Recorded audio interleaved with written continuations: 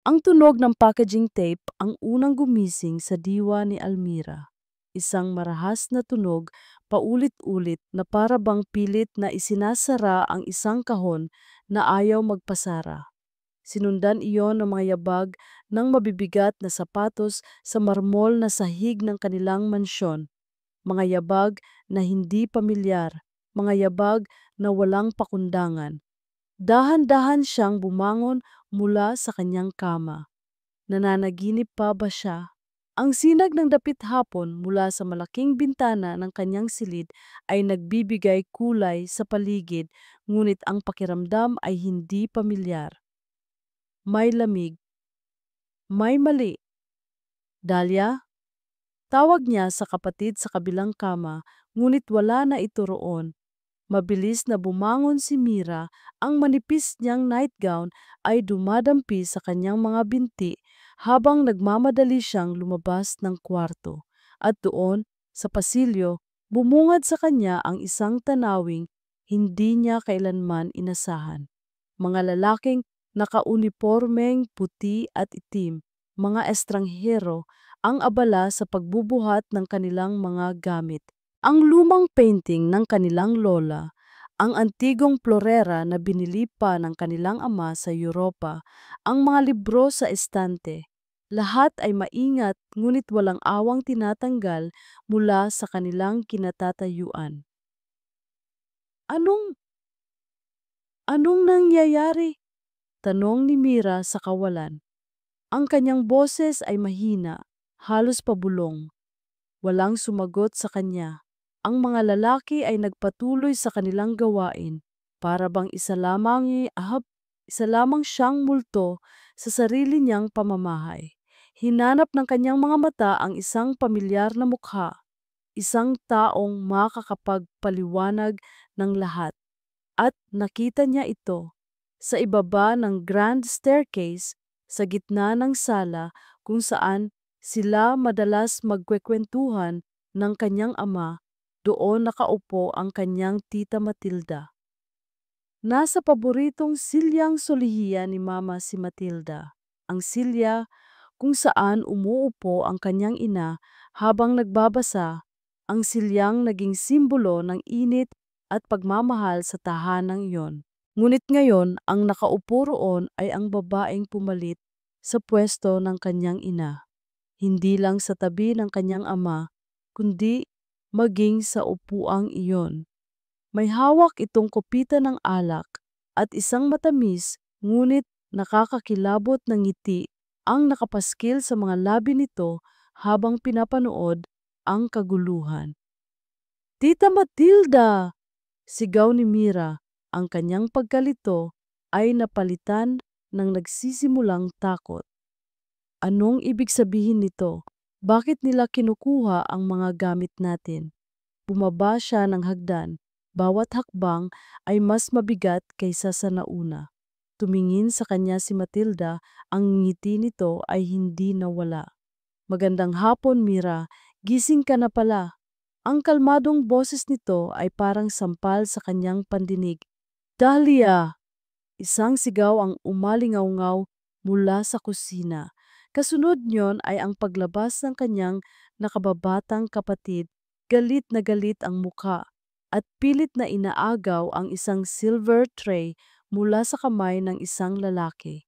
Bitawan niyo yan. Sa amin yan, magnanakaw. Sigaw ni Dahlia. Dalawang security guard ang mabilis na lumapit at humawak sa magkabilang braso ni Dahlia. Nagpumiglas ito. Ang mga matay nag-aapoy sa galit.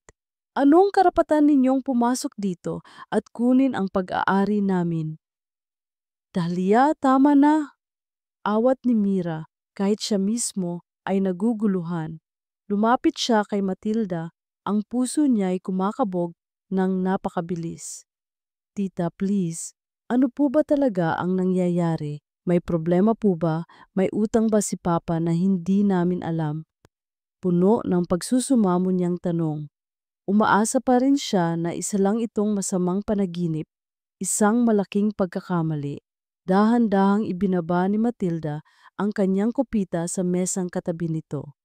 Tumayo ito at lumapit kay Mira. Hinawakan nito ang kanyang pisngi. Ang mga daliri nito ay malamig na parang yelo. Mira, iha, sabi nito sa malambing ngunit walang emosyong boses. Wala nang atin, wala nang inyo. Anong sinasabi niyo, tita? Ayon sa huling habilin ng papa mo na pinirmahan niya bago siya pumanaw. Paliwanag ni Matilda habang may kinukuhang dokumento mula sa isang abogadong nakatayo sa tabi.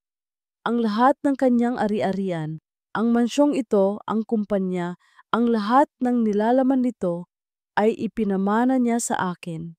Parang bombang sumabog ang mga salitang iyon sa pandinig ni Mira. Umiling siya. Hindi, hindi totoo yan. Imposible. Mahal kami ni Papa. Mahal nga kayo, sagot ni Matilda, sabay tawa ng mahina. Kaya nga nag-iwan siya ng kaunting pera para sa inyo, para makapagsimula kayo ng bagong buhay. Sinungaling! Sigaw ni Dahlia na pilit pa ring kumakawala sa pagkakahawak ng mga gwardiya. Ikaw ang may gawa nito. Nilason mo ang isip ni Papa, mga agaw. Sa isang iglap, nawala ang ngiti ni Matilda. Tumingin ito kay Dahlia na may matalim na tingin. Isang salita pa mula sa iyo, Dahlia, at sisiguraduhin kong kahit isang sentimo ay wala kayong makukuha. Pagkatapos ay binalik nito ang tingin kay Mira. May isang oras kayo para kunin ang mga personal ninyong gamit. Damit, alahas na suot ninyo, wala nang iba pa. Pagkatapos noon, gusto kong lisanin ninyo ang pamamahay na ito. Pamamahay na ito? Ulit ni Mira, hindi makapaniwala. Ito ang bahay namin. Dito kami lumaki. Hindi na ngayon, mariing sabi ni Matilda. Akin na ito. Nagsimulang bumuhos ang malakas na ulan sa labas. Ang tunog ng mga patak sa bubong ay parang nakikisabay sa tibok ng kanyang dibdib. Ang mga gwardya ay kinaladkad si Dahlia palabas ng pinto. Walang nagawa si Mira kundi sumunod. Itinulak sila palabas sa malawak na hardin patungo sa malaking bakal na gate. Wala silang dalang kahit ano maliban sa mga suot nilang damit. Ang ulan ay bumubuhos ng walang tigil, agad na binabasa ang kanilang buhok at damit. Tita, parang awa niyo na! Sigaw ni Mira habang nakatingin sa figura ni Matilda na nakatayo sa may pintuan, tuyo at komportable. Saan kami pupunta? Wala kaming ibang kamag-anak. Hindi na niya napigilan ang sarili. Sa gitna ng malakas na ulan at sa harap ng mga taong nanonood, lumuhod si Mira sa mamasa-masang lupa. Niyakap niya ang mga binti ni Matilda, ang kanyang mga luha ay humahalo sa tubig ulan sa kanyang mukha. Tita, nagmamakaawa ako. Huwag niyo pong gawin to sa amin. Kahit patirahin niyo lang kami sa maliit na kwarto, kahit bilang katulong, gagawin po namin ang lahat. Malamig na tinanggal ni Matilda ang pagkakayakap ni Mira. Tumingin ito sa kanya na may halong pandidiri. Hindi ko kailangan ng mga katulong na may ugaling magnanakaw. Pumasok si Matilda sa loob at isinara ang malaking pinto. Maya-maya lang, lumabas ang isa sa mga abogado nito, may dalang isang sobre. Inabot nito kay Mira ang sobre, ngunit bago pa man niya ito makuha, kinuha ito ni Matilda mula sa kamay ng abogado. Binuksan niya ito, kinuha ang laman, isang tali ng mga bagong-bagong 1,000 piso, at walang awang inihagis sa putikang lupa sa harap nilang magkapatid. Ayan, sabi ni Matilda, mula sa likod ng nagsasarang gate. Iyan ang huling awa na maibibigay ko sa inyo. Magpakasaya kayo. Nagsimulang gumalaw ang malaking bakal na gate, dahan-dahang nagsasara at lumilikha ng isang nakakabinging tunog ng paghihiwalay. Napayuko si Mira, nakatingin sa mga perang basang-basa at nababalutan ng putik. Ang simbolo ng kanilang pagkatao, ng kanilang dignidad, ay ngayoy nakalubog sa dumi. Naramdaman niya ang kamay ni Dahlia sa kanyang balikat, pilit siyang itinatayo. Tumayo ka ate, sabi ni Dahlia. Ang boses nito ay hindi na nagagalit. Ito ay malamig, mapanganib. Tumayo si Mira, ang kanyang mga tuhod ay nanghihina. Sabay silang napatingin sa gate na tuluyan ng nagsara. Ang huling tunog na kanilang narinig ay ang malakas na pag-click ng kandado. Tapos na. Nasa labas na sila ng paraisong dati sa kanila. Basang-basa, nilalamig, at walang-wala. Habang nakatitig si Mira sa gate, sa tahanang ninakaw sa kanila, narinig niya ang bulong ni Dahlia sa kanyang tabi, isang pangakong sinilyuhan ng ulan at ng kanilang mga luha. Isang araw, babalik tayo ate, at sisiguraduhin kong magbabayad siya. Ang pera na inihagis ni Matilda ay sapat lang para sa isang one-way na ticket sa pinakabarato at pinakamatandang bus na bumibiyahe patungong Maynila. Walang tigil ang ulan sa buong biyahe at ang bawat patak na tumatama sa bintana ng bus ay tila isang paalala kay Dahlia ng kanilang kahihiyan. Katabi niya ang kanyang ate Mira na nakasandal sa balikat niya, tulog dahil sa pagod at sa bigat ng mga pangyayari. Pero si Dahlia, gising na gising ang diwa. Ang galit sa kanyang dibdib ay parang isang apoy na pumipigil sa kanya na makaramdam ng antok o pagod. Paano nagawa ni Tita Matilda ito sa kanila? Ang babaeng tinuring nilang pangalawang ina. Ang babaeng pinagkatiwalaan ng kanilang ama. Ang bawat alaala nila kasama ito, ang mga ngiti, ang mga yakap, ang mga mabubuting salita ay isa na ngayong lason. Isang malaking kasinungalingan. Naramdaman ni Dahlia ang pag-init ng kanyang mga kamao. Isinumpa niya sa sarili na hindi niya hahayaang magtapos ang lahat ng ganito. Pagbaba nila sa isang maingay at magulong terminal sa Cubao para silang itinapon sa ibang mundo. Ang sariwang hangin ng vegan ay napalitan ng maitim na usok mula sa mga sasakyan. Ang katahimikan ng kanilang mansyon ay napalitan ng dagat ng mga taong nag-uunahan, ng ingay ng mga busina at sigawan ng mga dispatcher. Ate, saan tayo pupunta? Tanong ni Dahlia, habang mahigpit na hawak ang braso ng kanyang kapatid na tila natutulala sa kanyang paligid. Hindi ko alam, sagot ni Mira. Ang boses ay nanginginig. Kailangan, kailangan nating maghanap ng matutulugan. Sa huli, dinala sila ng kanilang mga paa sa Quiapo. Gabi na nang makarating sila doon at ang lugar ay mas lalong naging nakakatakot. Sa ilalim ng mga naninilaw na ilaw ng poste, nakita nila ang mga taong natutulog sa karton, mga batang kalye na naghahanap ng pagkain sa basurahan. Ito na ba ang magiging buhay nila? Sa isang sulok ng palengke na nagsasara na, kung saan may amoy ng nabubulok na gulay at isda, doon sila sumiksik.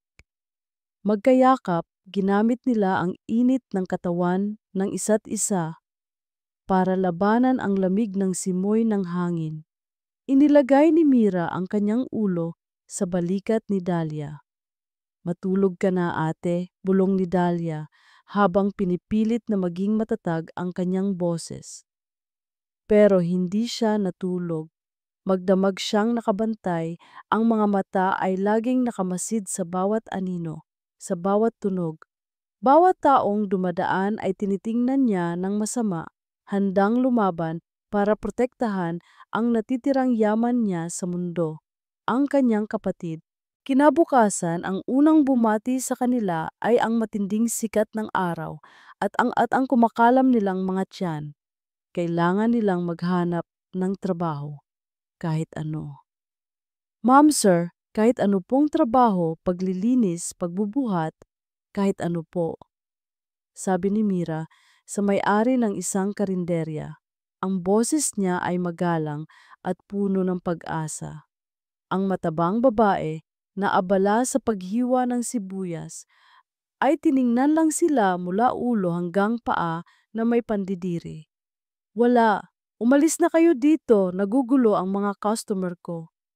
Sa kabilang tindahan, habang nagtatanong si Mira, isang baldeng maruming tubig ang walang awang ibinuhos ng tindera sa kalsada at natalsikan ang puting bestida ni Mira na ngayon ay may bahid na ng putik mula pa kagabi.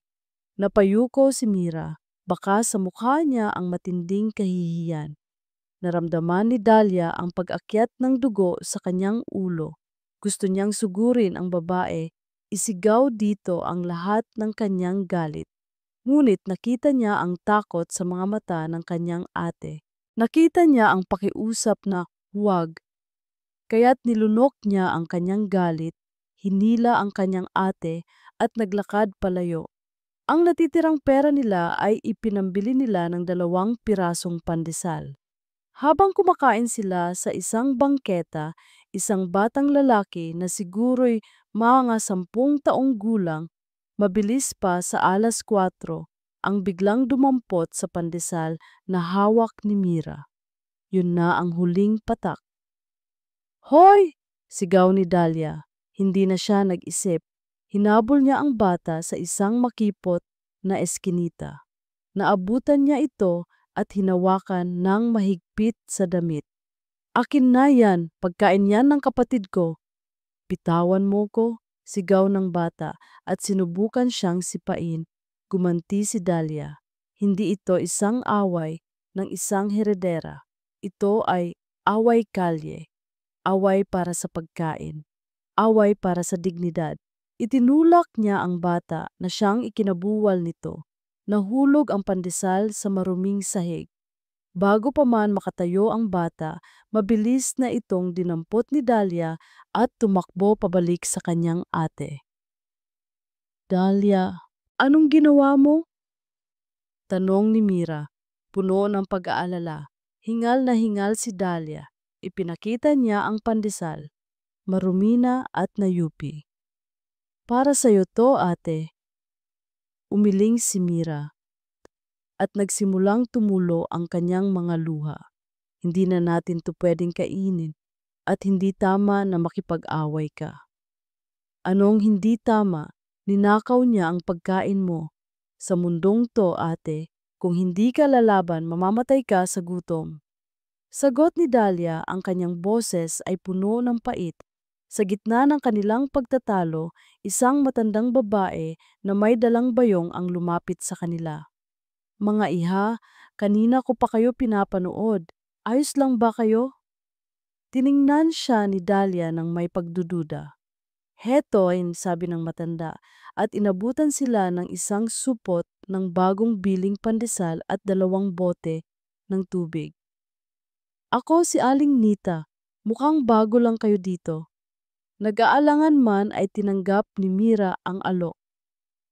Salamat po, maraming salamat po. Nakipagkwentuhan sila kay Aling Nita. Hindi nila sinabi ang buong katotohanan.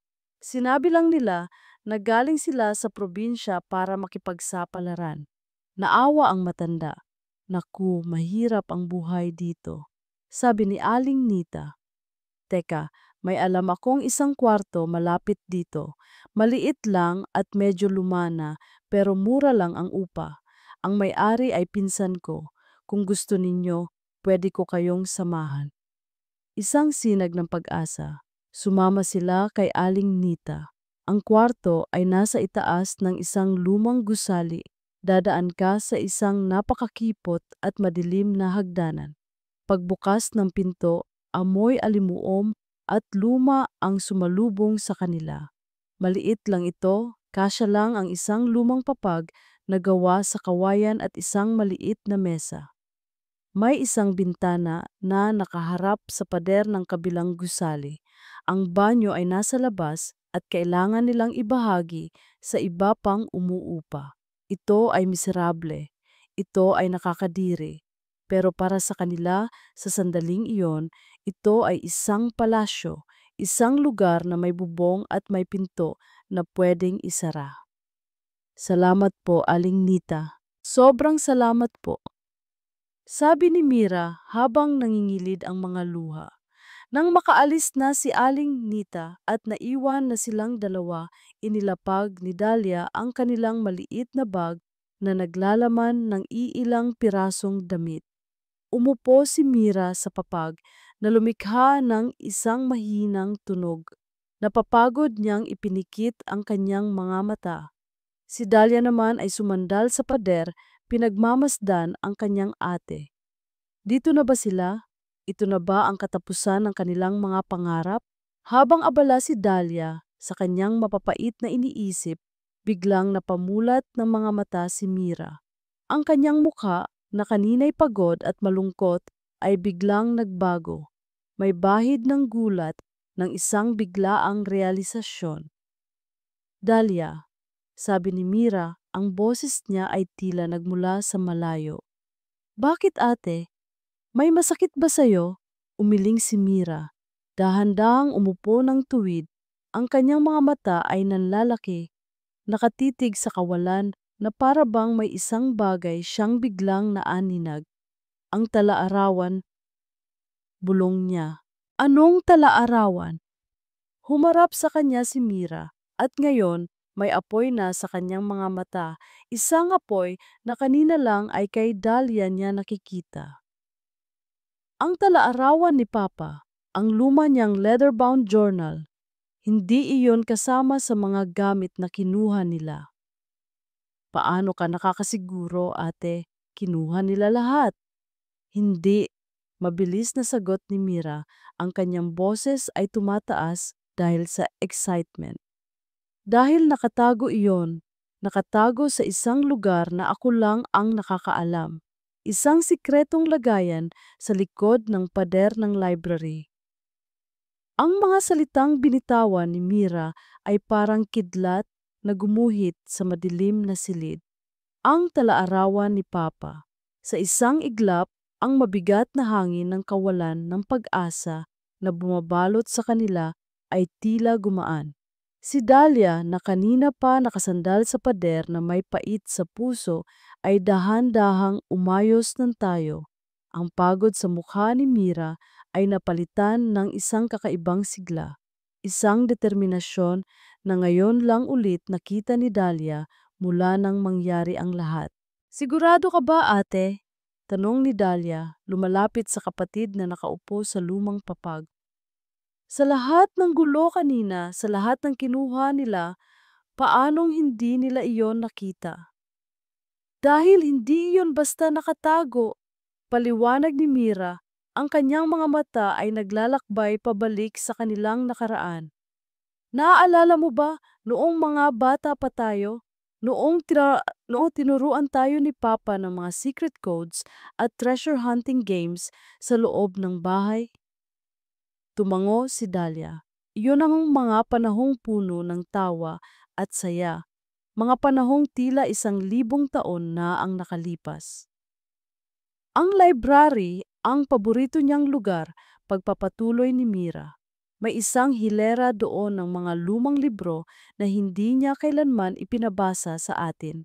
Sa likod ng mga librong iyon, may isang ladrilyo na medyo nakausli. Sabi niya noon, yun daw ang magic brick niya. Kapag hinila mo iyon, may maliit na espasyo sa loob. Doon niya itinatago ang mga bagay na importante sa kanya. At doon nakalagay ang talaarawan? Oo, sagot ni Mira, ang boses ay puno ng katiyakan. Ilang beses ko siyang nakitang may isinusulat doon at itinatago ito sa lugar na iyon, lalo na noong mga huling buwan bago siya mawala. Sigurado ako, Dahlia, nandoon pa iyon. Isang bagong enerhiya ang dumaloy sa katawan ni Dahlia. Hindi na ito ang mainit at mapusok na galit, na nararamdaman niya kanina. Ito ay isang malamig at nakapokus na pag-asa. Kung mayroon mang ebidensya laban kay Matilda, kung mayroon mang makakapagpaliwanag kung bakit biglang nagbago ang huling habilin ng kanilang ama, siguradong nasa tala-arawang iyon. Kailangan nating bumalik sa vegan, sabi ni Dahlia, ang kanyang boses ay desidido. Kailangan nating kunin iyon. Pero paano? Nag-aalalang tanong ni Mira. Wala na tayong pera at paano tayo makakapasok sa mansyon? Siguradong may mga bantay na ngayon si Tita Matilda. Gagawa tayo ng paraan, matapang na sagot ni Dahlia. Magtatrabaho tayo, mag-iipon. At pagdating sa pagpasok sa bahay, ate, mas kabisado natin ang bawat sulok ng mansyon na iyon kaysa sa kahit sinong gwardiya niya. Ang plano ay tila imposible, isang malayong pangarap. Ngunit para sa dalawang magkapatid na nawalan na ng lahat, ang imposible ay ang tanging pag-asa na kanilang makakapitan. Kinabukasan, dala ang bagong determinasyon, muli silang naghahanap ng trabaho. Sa pagkakataong ito, hindi sila nagpunta sa mga malalaking tindahan. Nagtungo sila sa isang masikip na eskinita kung saan nakahilera ang mga maliliit na karinderya. Sa isa sa mga ito, isang maliit na kainan na ang pangalan ay Lutong Bahay ni Feli, na abutan nila ang may-ari, si Aling Feli, na mag-isang naghuhugas ng sandamakmak na plato. Kailangan niyo po ba ng tulong, ma'am? Magalang na tanong ni Mira. Tiningnan sila ni Aling Feli, isang payat ngunit mukhang matatag na babae. Marunong ba kayong maghugas ng plato? Masipag ba kayo? Opo, sabay nilang sagot. Sige, 10 oras, 200 piso bawat isa, may kasamang pagkain, sabi ng babae, walang paligoy-ligoy. Hindi ito malaking halaga pero para sa kanila, ito ay isang biyaya. Agad silang pumayag. Ang trabaho ay mas mahirap kaysa sa kanilang inakala. Ang kanilang malalambot na kamay na sanay lang sa paghawak ng pluma at libro ay agad nananakit at nagaspang dahil sa sabon at sa init ng tubig. Ang kanilang likod ay tila mababali sa maghapong pagkayuko sa lababo. Ngunit wala silang narinig na reklamo mula sa isa't isa.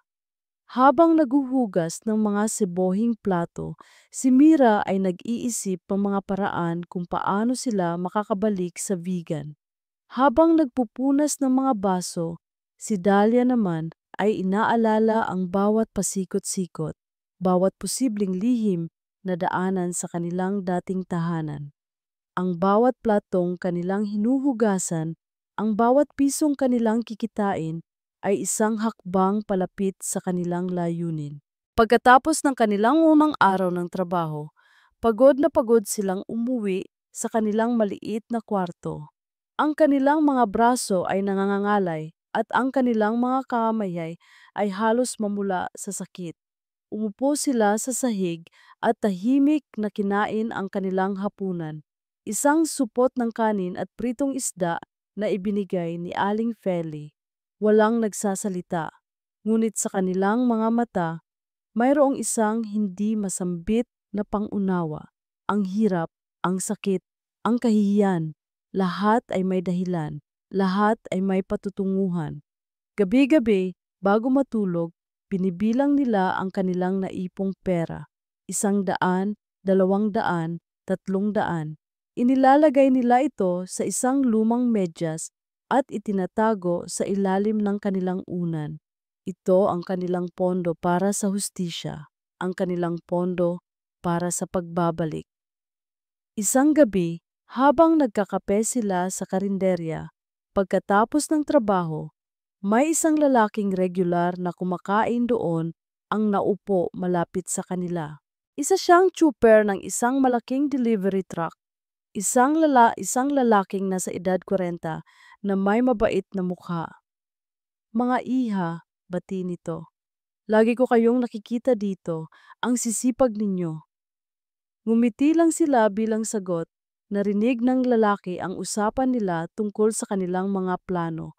Usapan na pabulong, ngunit sapat na para marinig sa isang maliit na lugar. Pasensya na kung nakikinig ako, sabi ng lalaki. Pero nabanggit ninyo ang vegan. Taga doon ba kayo? Nagkatinginan ang magkapatid. Opo manong, sagot ni Mira. Nako, nagkataon naman, sabi ng chuper sabay ngiti. Biyahe ko bukas ng gabi, magde-deliver ng mga gulay sa Ilocos. Kung gusto ninyo, may pwesto pa sa tabi ko. Pwede kayong sumabay para makatipid kayo sa pamasahe. Natigilan ang magkapatid.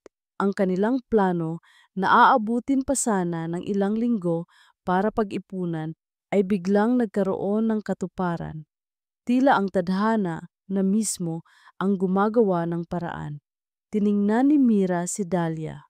Sa mga mata ng kanyang kapatid, nakita niya ang parehong gulat at determinasyon. Ito na iyon. Ang pagkakataon na kanilang hinihintay.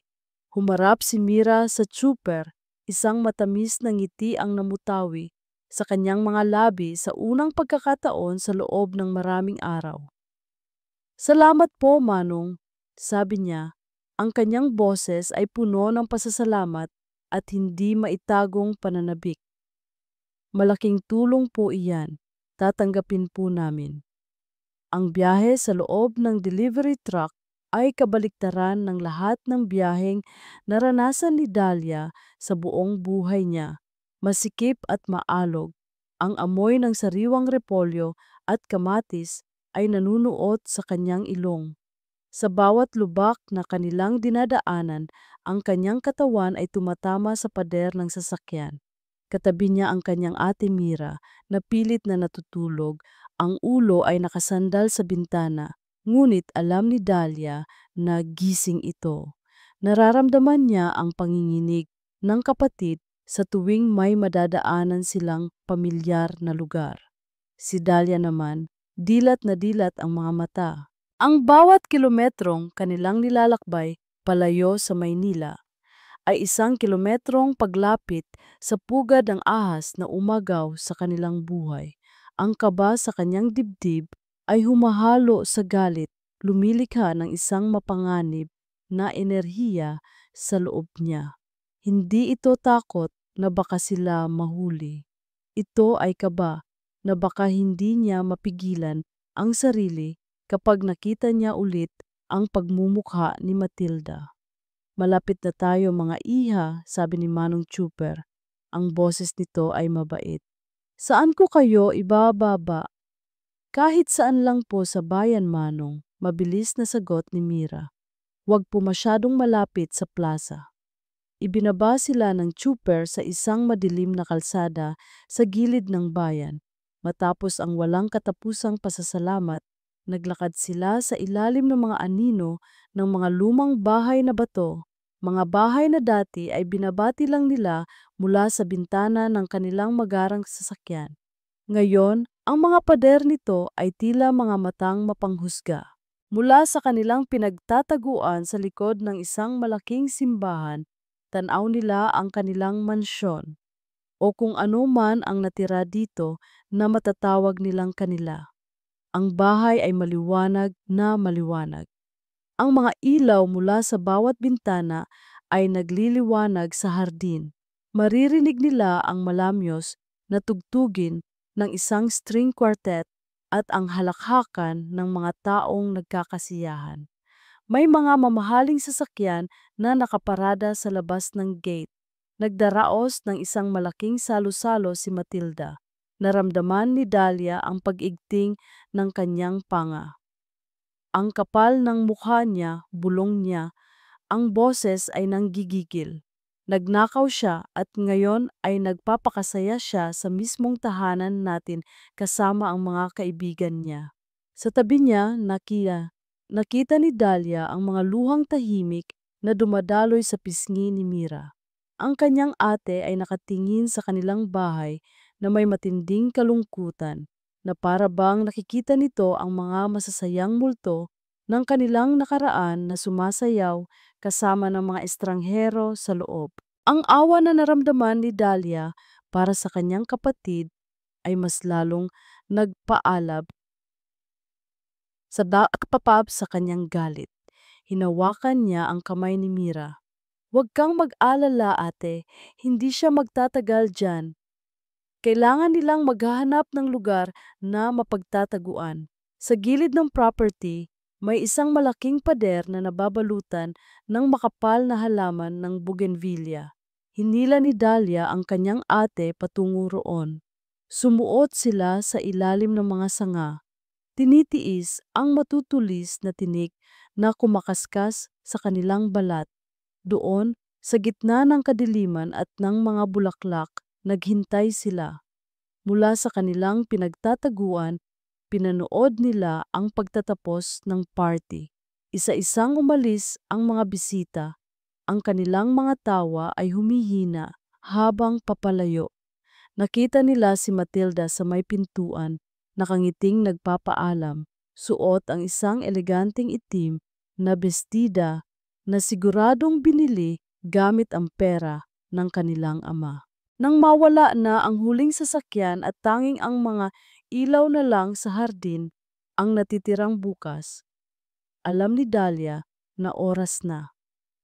Ang gate sa harapan ay imposible, sabi ni Mira pabulong. At siguradong may mga gwardiya na umiikot.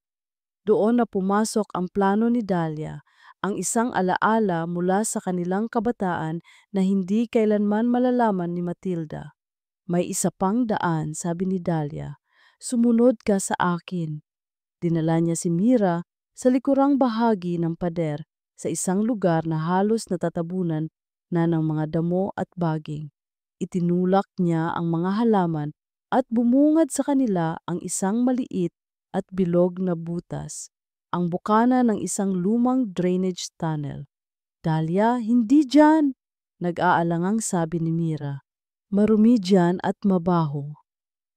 "Mas gugustuhin mo na ba ang dumi dito o ang manatili sa labas at mabigo?"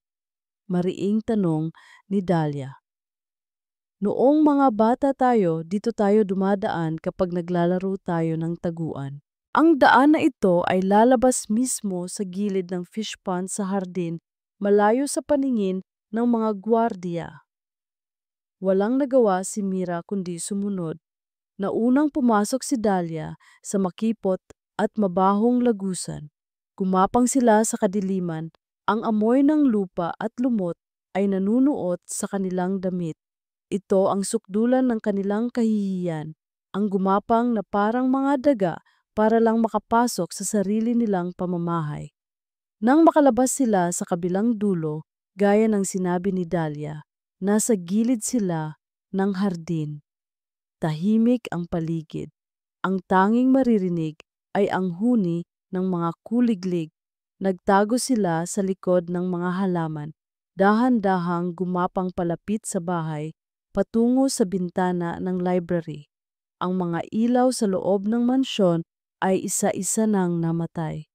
Una ang mga ilaw sa sala, sunod ang mga ilaw sa pasilyo, hanggang sa ang buong bahay ay binalot na ng kadiliman.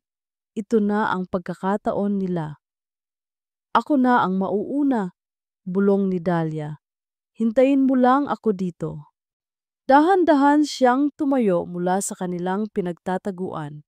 Ang bintana ng library ay nasa ikalawang palapag, ngunit may isang malaking puno ng mangga na ang mga sanga ay halos abot na ang bintana. Isang daan na maraming beses na niyang inakyat noong bata pa siya. Maingat niyang inakyat ang puno. Ang bawat galaw niya ay kalkulado. Narating niya ang isang matibay na sanga na nakalapit sa bintana. Ang kailangan niya lang gawin ay iunat ang kanyang kamay, buksan ang trangka na alam niyang luma na at madaling buksan at makakapasok na siya. Nakahinga siya ng maluwag. Malapit na. Isang hakbang na lang. Itinukod niya ang kanyang sarili sa sanga, inihahanda ang kanyang sarili sa pagtalon ng bahagya patungo sa pasamano ng bintana. Bigla isang mahinang click ang kanyang narinig. Kasunod noon, ang bintana sa kanyang harapan ay biglang nagliwanag. Bumukas ang ilaw sa loob ng library. At sa puting kurtina, isang anino ang malinaw na lumitaw. Ang anino ng isang babae na nakatayo, nakaharap sa bintana. Ang anino ni Matilda. Ang puso ni Mira ay tila umakyat sa kanyang lalamunan. Mula sa kanyang pinagtataguan sa ibaba, nakita niya ang pagbukas ng ilaw at ang anino sa kurtina. Napahawak siya sa kanyang bibig para pigilan ang anumang sigaw na maaaring kumawala. Sa itaas, sa sanga ng puno, si Dahlia ay nanigas na parang bato. Ang hangin ay tila nawala sa kanyang mga baga. 1 pulgada lang ang layo ng kanyang mga daliri sa salamin ng bintana. Kung gumalaw siya kahit kaunti, siguradong makikita siya. Ang anino ni Matilda ay hindi gumagalaw. Nakatayo lang ito roon, nakaharap sa bintana, na parabang may tinitingnan sa kadiliman ng gabi. Alam ba niya, nararamdaman ba niyang may mga mata sa labas na nakamasid sa kanya? Para kay Mira, ang bawat segundo ay parang isang oras. Ang huni ng mga kuliglig na kanina'y nagbibigay ng katahimikan ay ngayon ay tila sumisigaw ng kanilang presensya. Nakikita niya ang tensyon sa katawan ni Dahlia, ang hirap nitong panatilihin ang balanse sa makitid na sanga. Sa wakas, pagkatapos ng tila walang katapusang paghihintay, ang anino ay gumalaw. Itinaas nito ang isang kamay na may hawak na kopita, uminom, at pagkatapos ay dahan-dahang tumalikod at naglakad palayo. Maya-maya lang, narinig nila ang mahinang click ng pinto at muling namatay ang ilaw. Ang library ay binalot na naman ng kadiliman. Pareho silang napabuga ng hangin na hindi nila namalayang pinipigilan pala nila. Nanginginig ang mga tuhod ni Mira, habang si Dahlia naman ay naramdaman ang pagod sa kanyang mga braso dahil sa paninigas. Hindi na sila nagsayang ng oras. Mabilis, ngunit maingat, na binuksan ni Dahlia ang luma at medyo kalawangin ng trangka ng bintana. Dahan-dahan niya itong itinulak paakyat, walang ingay. Pumasok siya sa loob ng library na para bang isa siyang pusa. Sumenyas siya kay Mira sa ibaba. Hindi kayang umakyat ni Mira sa puno. Kaya't si Dahlia na ang gumawa ng paraan. Kumuha siya ng isang mahabang extension cord mula sa ilalim ng mesa, itinali ang isang dulo sa matibay na paa ng isang kabinet at inihulog ang kabilang dulo kay Mira. Ginamit ito ni Mira para tulungan ang sarili na makaakyat. Nang pareho na silang nasa loob, tumayo sila sandali sa gitna ng kadiliman. Ang amoy ng mga lumang libro at floor wax ay pamilyar pa rin. Ito ang kanilang santuwaryo noon. Ngayon, ito ang teritoryo ng kaaway. Doon, bulong ni Mira, itinuturo ang isang hilera ng mga libro sa pinakasulok ng silid. Sa likod ng mga librong iyon, dahan-dahan silang lumapit. Ang sahig ay hindi lumilikha ng ingay. Salamat sa makapal na karpet. Inalis ni Mira ang mga makakapal at maalikabok na encyclopedia. At doon, nakita nila ito. Isang ladrilyo na medyo iba ang kulay at tekstura kumpara sa iba. Ginamit ni Mira ang kanyang mga kuko para hilahin ito. Sa una, ayaw nitong gumalaw. Ngunit sa tulong ni Dahlia, dahan-dahan itong natanggal sa pagkakasemento. Isang madilim at maliit na butas ang bumungad sa kanila. Ginamit ni Mira ang ilaw mula sa isang lumang cellphone na binili nila mula sa kanilang sahod para silipin ang loob. At doon, sa gitna ng alikabok at sapot ng gagamba, nakahiga ang isang bagay na kanilang ipinagsapalaran. Isang lumang journal na balot sa itim na katad. Dinukot ito ni Mira. Ang kanyang mga daliri ay nanginginig habang hinahawakan ang pamilyar na tekstura ng takip nito. Naramdaman niya ang init ng mga luha sa kanyang mga mata. Nandito pa nga, bulong niya. Niyakap niya ito ng mahigpit sa kanyang dibdib. Ito na ang kanilang pag-asa. Kailangan na nating umalis, sabi ni Dahlia. Ibinabalik na sana nila ang ladrilyo sa pwesto nang biglang may marinig silang isang malakas na kalabog mula sa ibaba na sinundan ng isang sigaw. Sino yan? Yun ang boses ng isang security guard. Nagkatinginan ang magkapatid, ang kanilang mga mukha ay namutla. Habang nagmamadali silang lumapit sa bintana para tumakas, hindi sinasadyang nasagi ng siko ni Dahlia ang isang maliit na tumpok ng mga libro sa gilid ng mesa. Blalag! Isang libro ang nahulog sa sahig, lumikha ng isang malakas na ingay sa katahimikan ng gabi. Narinig mo yon? Sa itaas galing. Narinig nilang sigaw ng isa pang guwardya. Kasunod noon ay ang tunog ng mga yabag na nagmamadaling umaakyat sa hagdan. Paparating na sila. Wala ng oras para mag-isip. Dali! Sigaw ni Dahlia. Mabilis siyang lumabas ng bintana at bumaba sa puno. Hindi na alintana ang mga gasgas mula sa mga sanga. Sumunod si Mira. Yakap-yakap pa rin ang talaarawan na parabang ang buhay niya ay nakasalalay dito. Pagbaba nila sa lupa, narinig nila ang pagbukas ng pinto ng library. Kasunod noon ay ang liwanag mula sa mga flashlight na tumatama sa hardin. Wala namang tao dito, pare. Pero sigurado ako may narinig ako. Tumingin ka doon sa may puno. Tumakbo sila. Tumakbo sila ng mas mabilis kaysa sa inaakala nilang kaya nila. Hindi sila lumingon. Ang kanilang mga puso ay kumakabog na parang tambol at ang kanilang mga baga ay naghahanap ng hangin. Tinahak nila ang daan pabalik sa drainage tunnel, ang kanilang tanging daan palabas. Pagkasuot nila sa madilim na lagusan, narinig nila ang mga sigaw ng mga gwardya sa di kalayuan. May anino akong nakita doon sa may pader. Gumapang sila palabas. Marumi, hingal at takot na takot, ngunit matagumpay. Nagpatuloy sila sa pagtakbo hanggang sa makarating sila sa kalsada kung saan sila naghihintay ng masasakyan pabalik ng Maynila. Ligtas. Nang makasakay na sila sa isang bus na paalis na at habang papalayo sila sa Vigan, doon lang nila naramdaman ang pagod at ang sakit ng kanilang mga galos. Ngunit higit sa lahat, naramdaman nila ang tamis ng isang maliit na tagumpay. Huminga ng malalim si Mira at dahan-dahang binuksan ang talaarawan. Ang bawat pahina ay puno ng pamilyar na sulat kamay ng kanilang ama. Ngunit ang unang pahina ay iba. Ang sulat ay nanginginig at minadali, na para bang isinulat ng may matinding takot o pagmamadali. Ginamit ni Mira ang maliit na ilaw ng kanyang cellphone para basahin ito. Ang kanyang mga mata ay nanlaki sa bawat salitang kanyang nakikita.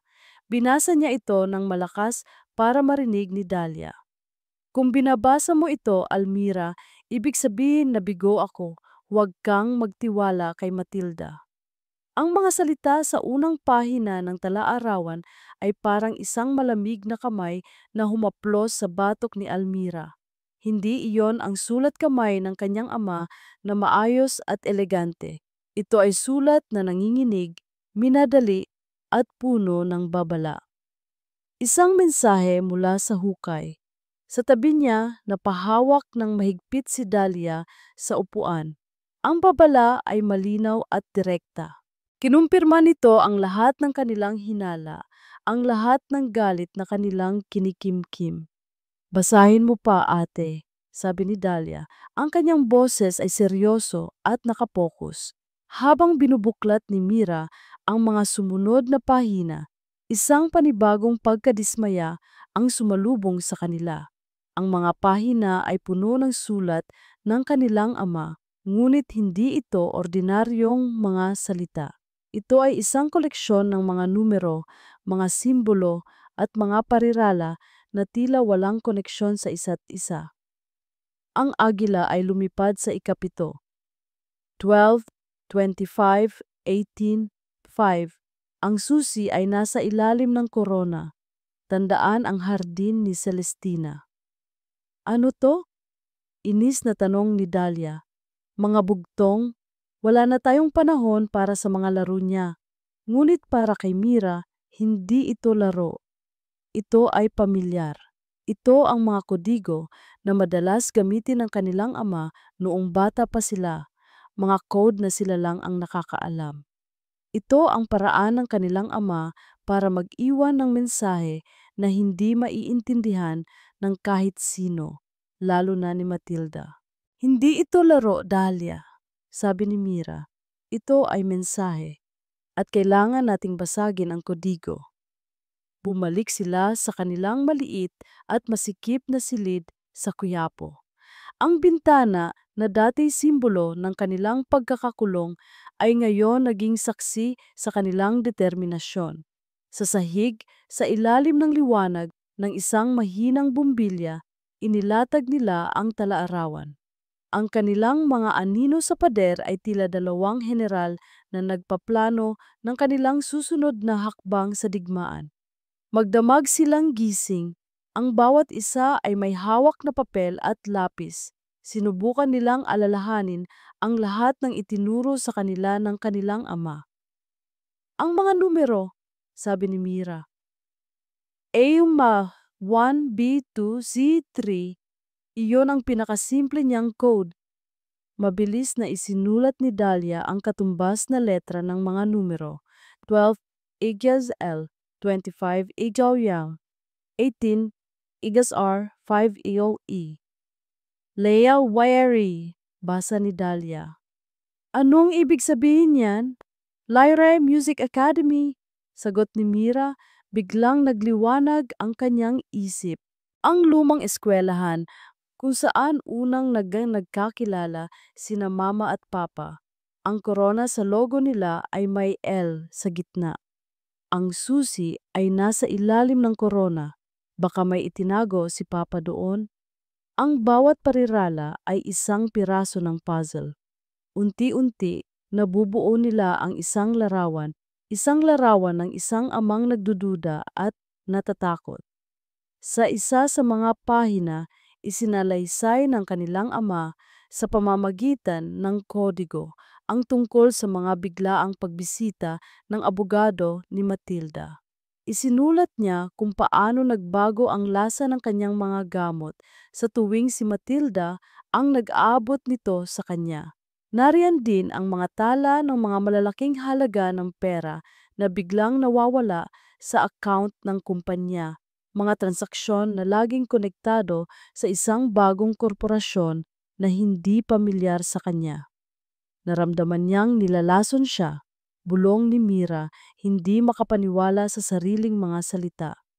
At wala siyang masabihan dahil alam niyang lahat ng tao sa paligid niya ay posibleng kasabwat na ni Matilda. Ang pinakamahalagang revelasyon ay dumating sa bandang huli. Isang mas komplikadong kodigo ang nagturo sa kanila sa isang bank receipt na nakasuksok sa pinakalikod na bulsa ng talaarawan.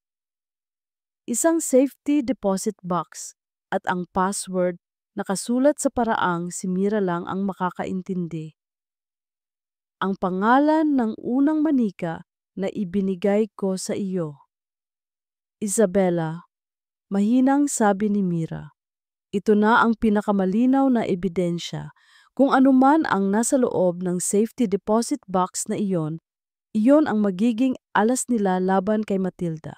Pero may isa pang detalye na nakuha ang atensyon ni Dahlia, ang pangalan ng korporasyon kung saan napupunta ang pera ng kanilang pamilya, Veles Pharmaceutical Ventures. Ang apelyido ni Matilda, isang kumpanya ng gamot. Ang galit sa puso ni Dahlia ay umabot na sa sukdulan. Ang kanyang pagdadalamhati ay napalitan ng isang mapanganib na ideya. Hindi na siya makapaghintay sa kung ano man ang nasa bangko. Gusto niyang saktan si Matilda ngayon na. Gusto niyang maramdaman nito ang takot na naramdaman ng kanilang ama. Habang si Mira ay abala sa pag-iisip kung paano sila makakapunta sa bangko, si Dahlia ay tahimik na kinuha ang kanyang cellphone. Nagpunta siya sa isang sulok, nagkunwaring pagod na at matutulog. Ngunit sa ilalim ng kumot, ang kanyang mga daliri ay mabilis na nagtatype. Gumawa siya ng isang pekeng account sa isang sikat na social media site. Walang pangalan, walang litrato. At doon, gumawa siya ng isang maikling post. Nagtataka ba kayo kung paano biglang yumaman si Matilda Velez, ang byuda ng yumaong si Don Ricardo Reyes? Subukang tingnan ang biglaang paglago ng kanyang kumpanyang Velez Pharmaceutical Ventures na itinatag ilang buwan lang bago ang biglaang pagkamatay ng kanyang asawa. May mga lihim na mas mabaho pa sa nabubulok na bangkay. Hustisya para kay Don Ricardo. Pinindot niya ang post button. Sa una, walang nangyari. Ngunit makalipas ang isang oras, may isang nag-like. Pagkatapos, may nag-share. Isang lokal na tsismosa vlogger mula sa vegan ang nakakita nito at ginawan ito ng kwento. At mula doon, kumalat ito na parang apoy. Hindi nito direktang inaakusahan si Matilda, ngunit ang implikasyon ay malinaw. Ang mga salitang lason at pagpatay ay nagsimulang lumabas sa comment section. Ang pangalan ng pamilya Reyes at Velez ay biglang naging sentro ng mainit na usapan. Si Dahlia ay nakaramdam ng isang matamis na tagumpay habang binabasa ang mga komento. Ito ang ganti. Isang maliit na patikim ng impyernong ihahanda niya para kay Matilda. Hindi niya alam na ang maliit na apoy na kanyang sinindihan ay malapit ng maging isang dambuhalang sunog na babalikan sila at tutupukin ang lahat ng kanilang pinaghirapan. Ang pakiramdam ng tagumpay ni Dahlia ay kasing init at kasing bilis ng apoy na kanyang sinindihan. Sa loob ng 2 araw, ang kanyang anonymous na post ay naging viral sa mga lokal na community page, sa vegan at maging sa ilang national gossip sites. Ang pangalan ni Matilda Velez na dati ay kinaiinggitan bilang isang maswerteng byuda ay unti-unting nababahira ng duda at intriga. Tingnan mo ito, ate. May pagmamalaking sabi ni Dahlia isang umaga habang ipinapakita kay Mira ang kanyang cellphone. Binabatikos na siya ng mga tao, natatakot na sila sa kanya. Umiling si Mira. Ang kanyang mukha ay puno ng pag-aalala. Hindi ako komportable dito, Dahlia. Delikado ito. Hindi natin alam kung ano ang kayang gawin ni Tita Matilda kapag ginipit natin siya ng ganito. Ano pa ba ang gagawin niya? Mapait na tumawa si Dahlia. Kinuha na niya ang lahat. Itinapon na niya tayo sa kalye. Ano pa ang ikakatakot natin? Ang sagot sa tanong na iyon ay dumating ng mas mabilis kaysa sa kanilang inaasahan. Nang hapong iyon, habang abala sila sa paghuhugas ng mga plato sa karinderya ni Aling Feli, isang itim at makintab na Mercedes-Benz ang huminto sa tapat ng maliit na kainan. Ang sasakyan ay tila isang dambuhalang itim na ibon na napadpad sa isang lugar ng mga pipit. Ang lahat ng tao sa kalye ay napahinto sa kanilang ginagawa. Ang mga mata ay nakatuon sa kung sino ang babababa mula rito. Bumukas ang pinto sa passenger side at isang lalaking nakasuot ng barong ang lumabas at magalang na binuksan ang pinto sa likod. At mula roon, lumabas si Matilda Velez. Suot niya ang isang eleganteng puting bestida at malalaking itim na salamin sa mata. Ang kanyang buhok ay nakaayos ng perpekto. Bawat galaw niya ay puno ng kapangyarihan at yaman. Para siyang isang reyna na bumibisita sa pinakamahirap na sulok ng kanyang kaharian. Ngunit ang ngiti sa kanyang mga labi ay wala roon. Pinalitan ito ng isang malamig at matigas na ekspresyon. Nanigas si Mira sa kanyang kinatatayuan. Ang basang plato ay halos mabitawan niya. Sa tabi niya, naramdaman niya ang pag-igting ng mga kalamnan ni Dahlia. Dire-diretsong pumasok si Matilda sa karinderya. Hindi niya pinansin si Aling Feli, nagulat na nakatayo sa likod ng counter. Ang kanyang mga mata, na ngayon ay tinanggalan na ng salamin, ay nakatuon lamang sa dalawang magkapatid na nakatayo sa may lababo, basang-basa at amoy pawis. Magandang hapon, mga pamangkin, sabi ni Matilda. Ang kanyang boses ay kalmado, ngunit may talim na kayang humiwa ng bakal. Mukhang nag-e-enjoy kayo sa bago ninyong buhay. Walang sumagot. Si Mira ay napayuko, hindi makatingin sa mga mata nito. Ngunit si Dahlia ay matapang na sinalubong ang tingin ni Matilda. Ang kanyang mga mata ay nag-aapoy sa galit. Anong ginagawa mo dito? Matigas na tanong ni Dahlia. Nawawala ka yata. Ito ang lugar ng mga mahihirap, hindi ng mga magnanakaw na tulad mo. Isang mabilis na ngisi ang sumilay sa labi ni Matilda. Matapang ka pa rin, Dahlia. Iyan ang gusto ko sa'yo. Pero minsan, ang sobrang tapang ay nagiging katangahan. Inilibot ni Matilda ang kanyang paningin sa maliit na karinderya na may halong pandidiri. Pagkatapos ay lumingon siya kay Aling Feli. Ikaw ba ang may-ari ng lugar na ito? Tanong niya. Nanginginig na tumango si Aling Feli. Oo, opo, ma'am. Alam mo ba na ang dalawang babaeng ito ay mga kriminal? Sabi ni Matilda. Nagnakaw sila ng malaking halaga sa akin bago sila tumakas mula sa vegan. Hindi totoo yan, sigaw ni Mira.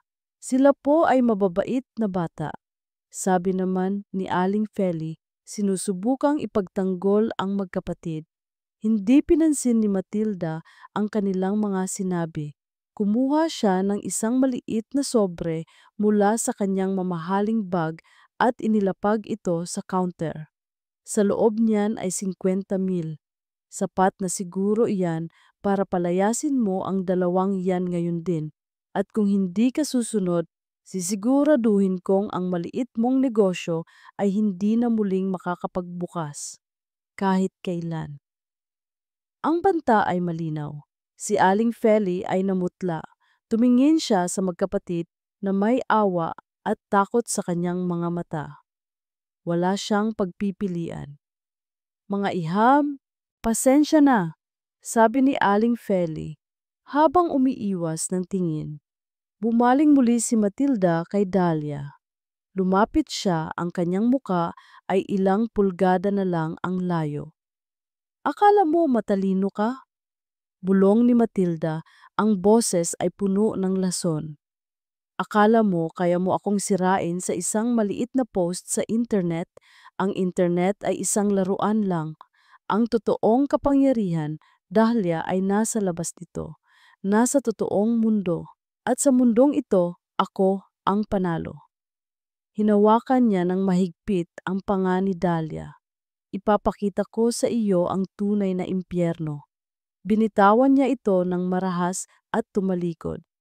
Naglakad siya palabas ng karinderya na para bang walang nangyari, sumakay sa kanyang magarang sasakyan at mabilis na umalis, nag-iwan ng alikabok at takot. Nang gabing iyon, habang inaayos ni Mira at Dahlia ang kanilang iilang gamit para lisanin ang karinderya, naramdaman nila ang bigat ng kanilang pagkatalo. Kasalanan ko to, sabi ni Dahlia habang nakaupo sa sahig. Sa unang pagkakataon, nakita ni Mira ang kapatid na umiiyak hindi dahil sa galit, kundi dahil sa pagsisisi. Masyado akong naging padalos-dalos. Idinamay ko pa si Aling Feli. Niyakap ni Mira ang kapatid. Hindi mo kasalanan. Ginawa mo lang ang sa tingin mo ay tama. Pagbalik nila sa kanilang inuupahang silid, isang panibagong dagok ang sumalubong sa kanila. Ang kanilang landlord, ang pinsan ni Aling Nita, ay naghihintay sa kanila sa may pinto. Ang muka ay balisa. Mga iha, pasensya na talaga, sabi ng lalaki, hindi makatingin ng diretsyo. Kailangan nyo nang umalis, ngayon din. Po, pero bayad po kami hanggang sa susunod na linggo, sabi ni Mira. May tumawag sa akin, paliwanag ng landlord, ang boses ay nanginginig. Isang maimpluwensyang tao. Sinabi niya na kung hindi ko kayo palalayasin, ipapasara niya ang buong gusaling ito. May mga pamilya din akong kailangang isipin. Pasensya na. Ibinigay nito sa kanila ang kanilang gamit na nakalagay na sa 2 basurang plastik at isinara ang pinto. Muli, nasa labas sila, nasa gitna ng madilim na eskinita ng Quiapo. Muli, nawalan sila ng trabaho at tirahan. Ngunit sa pagkakataong ito, mas masakit. Dahil sa pagkakataong ito, alam nila na ang kamay ni Matilda ay abot sila kahit saan. Napatunayan nito na kaya nitong gawing impyerno ang bawat sulok ng mundo para sa kanila. Ang gabi ay hindi kailanman naging ganito kalamig at kadilim para kay Almira. Nakaupo sila sa isang malamig na bangketang semento sa gilid ng simbahan ng Quiapo, ang parehong lugar na una nilang naging kanlungan. Ang 2 plastic bag na naglalaman ng lahat ng kanilang ari-arian sa mundo ay nasa kanilang paanan. Ang mga taong dumadaan ay sinusulyapan sila, ang iba'y may awa, ang iba'y may pandidiri. Para silang mga basurang inanod sa pampang pagkatapos ng isang malakas na bagyo. Nakatitig lang si Mira sa kawalan. Ang pagod sa kanyang katawan ay wala ng kwenta kumpara sa pagod sa kanyang kaluluwa. Tila isang dambuhalang pader ang humaharang sa kanilang dinadaanan, at ang pader na iyon ay may pangalan, Matilda Velez. Saan man sila magpunta, anuman ang kanilang gawin, nandoon ang anino nito, handang durugin ang anumang sinag ng pag-asa na kanilang matagpuan. Hindi ito maaari. Narinig niyang bulong mula sa kanyang tabi. Si Dahlia ay nakatayo na, ang mga kamao ay mahigpit na nakakuyom. Ang pagsisisi na naramdaman nito kanina ay napalitan na naman ng isang pamilyar na damdamin, isang nagngangalit na galit. Ngunit ngayon, ang galit na ito ay hindi na nakatutok kay Matilda, nakatutok ito sa sarili niya. Kasalanan ko to, ate. Kasalanan ko to. Paulit-ulit niyang sinasabi na para bang isang dasal na puno ng pait. Kung hindi lang ako naging padalos-dalos, kung nakinig lang ako sa'yo, Dahlia, tama na, mahinang sabi ni Mira. Hindi natin ito kasalanan. Hindi. Sigaw ni Dahlia at sinipa niya ang isang basyong lata sa sahig. Kasalanan ko to at ako ang aayos nito. Bago pa man makapagsalita si Mira, tumalikod si Dahlia at nagsimulang maglakad palayo ng mabilis. Dahlia, saan ka pupunta? Bumalik ka dito. Sigaw ni Mira, sinusubukang habulin ito. Hayaan mo na ako, ate. Sigaw ni Dahlia pabalik, hindi lumilingon.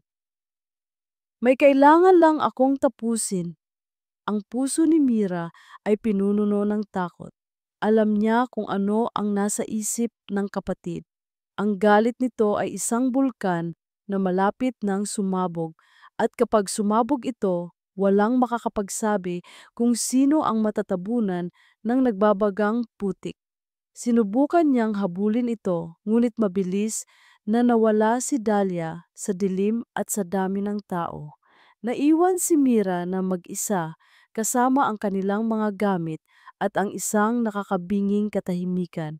Hindi alam ni Dahlia kung saan siya pupunta. Ang alam niya lang ay kailangan niyang maglabas ng galit. Naalala niya ang mukha ng isa sa mga lalaking kasama ni Matilda kanina, ang lalaking nakabarong na nagbukas ng pinto ng sasakyan. Nakita na niya ito dati sa vegan, isa sa mga pinagkakatiwalaang tauhan Matilda. Siguradong may alam ito. Siguradong may paraan para saktan niya si Matilda sa pamamagitan nito. Nagtanong-tanong siya sa mga nagtitinda sa kalye, gamit ang kaunting pera na natira sa kanila. Nakita niyo ba? Nakita niyo ba kung saan nagpunta ang itim na Mercedes kanina?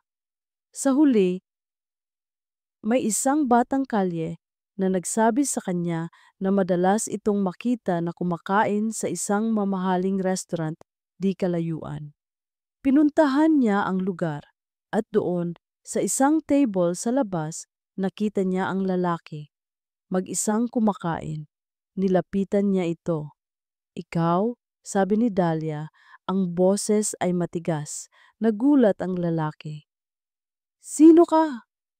"Isa ako sa mga taong sinira ng amo mo ang buhay," sagot ni Dahlia. "Gusto kong malaman mo na hindi kami takot sa kanya at hindi kami titigil." Tumawa lang ang lalaki. "Bata, umuwi ka na. Baka mapano ka pa dito." Ang tawang yon ang nagtulak kay Dahlia sa bingit. Kinuha niya ang baso ng tubig sa mesa ng lalaki at ibinuhos ito sa mukha nito. Gulat at galit. Tumayo ang lalaki. Hinawakan niya ng mahigpit ang braso ni Dahlia. "Sino ka ba sa akala mo? Ako ang bangungot ninyo?" Sigaw ni Dahlia at sinubukan niya itong sipain. Iyon ay isang malaking pagkakamali. Ang lalaki ay malaki at malakas. Itinulak niya si Dahlia ng buong lakas. Tumama ang likod nito sa pader at nawalan siya ng hangin. Bago pa siya makabawi, isa pang lalaki, ang driver ni Matilda, ang lumabas mula sa restaurant. Nakita nila na wala nang nakatingin. Dinala nila si Dahlia sa isang madilim na eskinita sa gilid ng restaurant. "Ito ang gusto mo, ha?" sabi ng unang lalaki. At pagkatapos, isang malakas na suntok ang tumama sa sikmura ni Dahlia. Napasubsob siya, hindi makahinga sa sakit. Sunod-sunod na sipa ang kanyang tinanggap sa tagiliran at sa likod. Hindi siya nanlaban. Hindi niya kaya. Ang tanging nagawa niya ay baluktutin ang kanyang katawan para protektahan ang kanyang ulo. "Isang babala lang yan," sabi ng driver. "Sa susunod na guluhin ninyo ulit si Ma'am Matilda, hindi na lang yan ang aabutin ninyo." Iniwan nila siyang nakahandusay sa maruming sahig ng eskinita, sugatan at hirap na hirap huminga. Samantala, si Mira ay hindi mapakali. Lumipas na ang 1 oras, 2 oras. Gabi na at wala pa rin si Dahlia. Nagtanong-tanong siya sa mga tao, ngunit walang nakapansin sa kanyang kapatid. Sa huli, may isang matandang nagtitinda ng sigarilyo ang nagsabi, "Ah, yung babaeng matapang? Nakita ko siyang nagpunta doon sa may restaurant. Mukhang may hinahanap na kaaway." Agad na tumakbo si Mira patungo sa direksyon na itinuro. Ang takot sa kanyang dibdib ay mas matindi pa kaysa kaysa sa takot na naramdaman niya noong nasa vegan sila. Tinawag niya ang pangalan ni Dahlia paulit-ulit hanggang sa marinig niya ang isang mahinang ungol mula sa isang madilim na eskinita. At doon nakita niya ito. Ang kanyang matapang at palaban na kapatid nakahiga sa sahig. Ang damit ay may bahid ng dumi at dugo at hirap na hirap huminga. "Dahlia!" sigaw ni Mira at tumakbo siya palapit. Lumuhod siya at niyakap ang kapatid. "Dahlia, anong nangyari? Sinong gumawa sa'yo nito?" Hindi makasagot si Dahlia. Ang tanging nagawa nito ay umiling habang ang mga luha ng sakit at kahihiyan ay dumadaloy sa kanyang mga pisngi. Nawala na ang lahat, ang kanilang bahay, ang kanilang pera, ang kanilang trabaho, ang kanilang dangal, at ngayon pati ang lakas ng kanyang kapatid.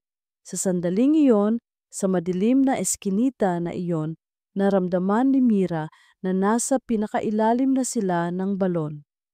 Wala nang mas ididilim pa dito. Wala nang pag-asa. Inalalayan niyang tumayo si Dahlia at dinala ito sa isang maliit na charity clinic na bukas pa. Habang ginagamot ng isang nurse ang mga sugat ng kanyang kapatid, naupo si Mira sa isang upuan sa gilid. Ipinatong niya ang kanyang ulo sa kanyang mga kamay at sa unang pagkakataon mula nang magsimula ang lahat ng ito, humagulgol siya. Isang yak na puno ng pagod, takot at sukdulang kawalan ng pag-asa. Naramdaman niya na talo na sila. Talo na talaga.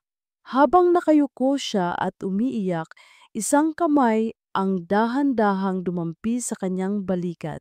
Isang kamay na may kalyo, ngunit mayroong isang kakaibang lambot. Ang pagdampi ng kamay sa balikat ni Mira ay parang kape na nagpabalik ng kanyang diwa mula sa bingit ng kawalan ng pag-asa. Dahan-dahanig niyang inangat ang kanyang ulo. Ang kanyang mga mata ay nanlalabo pa mula sa luha at pagod, ngunit naramdaman niya ang kakaibang presensya ng babaeng nasa kanyang harapan.